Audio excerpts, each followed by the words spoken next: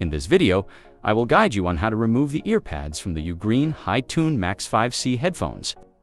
Lots of you have been asking if it can be removed, so rather than just saying yes, I'll walk you through how to do it. At first, I attempted to open it with my fingernails, but it was really tough.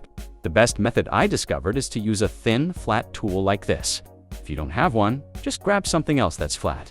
I still suggest using this tool since it's made of plastic, which means it won't damage the plastic or the earpads if you're just fixing something inside. Slowly insert the tool between the plastic and the earpads. Then, turn the tool gently, like you would when starting a car or motorcycle. That's it, nice and easy with no damage. Thanks for checking this out. If you found it helpful, please give it a like and think about subscribing if you haven't already. Peace.